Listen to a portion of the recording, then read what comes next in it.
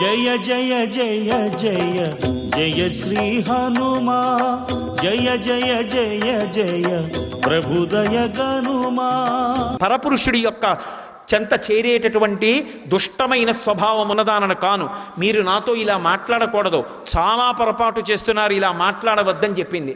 కానీ అక్కడ ఉన్నటువంటి స్త్రీలలో, ఆ రాక్షస స్త్రీలలో హరిజట అని ఒక స్త్రీ, ఎక్కడ లేని కోపం వచ్చింది.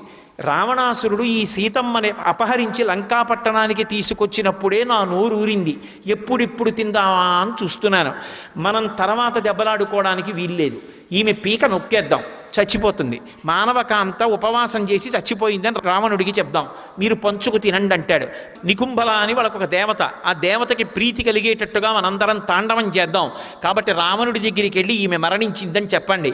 ఏ తల్లి? రామచంద్రమూర్తి ఇల్లాలు, అంతటి మహాపతివ్రత.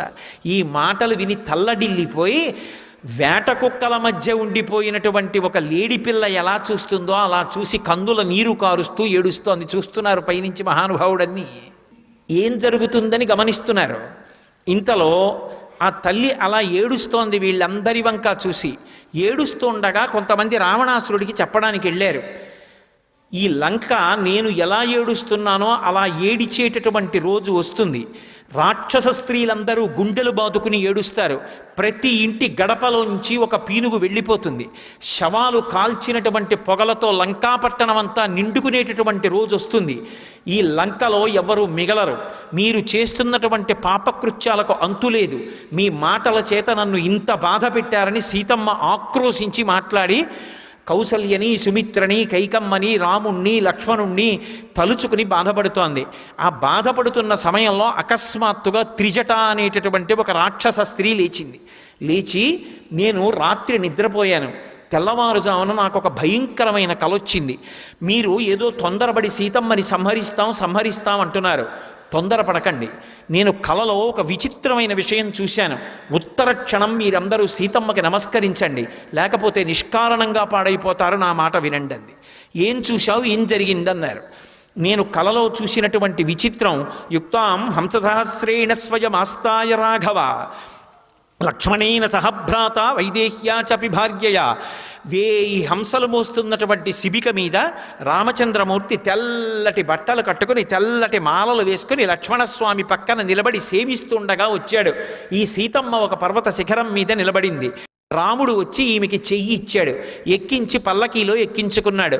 వాళ్ళు ఆ పల్లకీ దిగి అందరూ కలిసి 4 దంతములు కలిగినటువంటి ఏనుగు మీద ఎక్కారు.